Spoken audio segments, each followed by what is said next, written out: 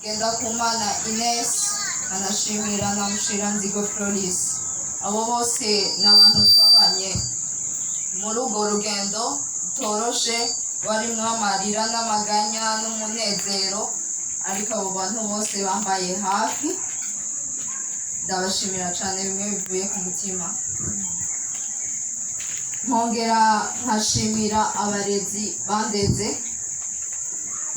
ku mashuri yose nagiye nigako, yaba mu bigo bitandukanye. Ndabashimira cyane bimwe bivuye ku mutima, anashima n'ubumenyi bampaye ko nzobandanya ndabugenderako. Nkanashima n'inshuti zanje zambaye hafi,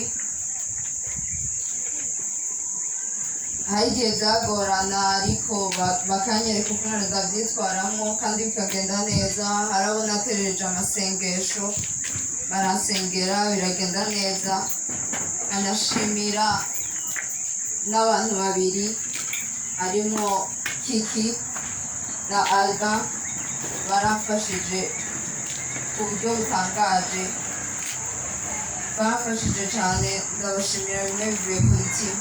Nkongera nkashimira n'umuntu wese yageze ngaha, ni ukuri ndabakunda cyane, mwakoze cyane rwose rwose cyane, ni ukuri ndishimye ndananyuzwe, ni ukuri ndi mwiza imbere n'inyuma, namwe murabibona.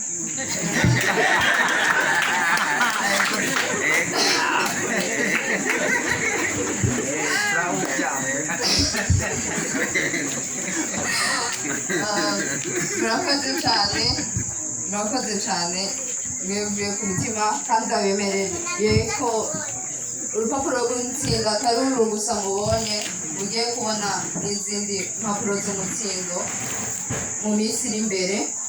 mumpe umwanya nzoba ndabatumira. Ndabashimiye cyane rwose ku kigoro mwagize, mwari mufite izindi manza mwitabira, ariko mwahisemo uw'iwanje, nico yanyeretse ko mufise ku mutima.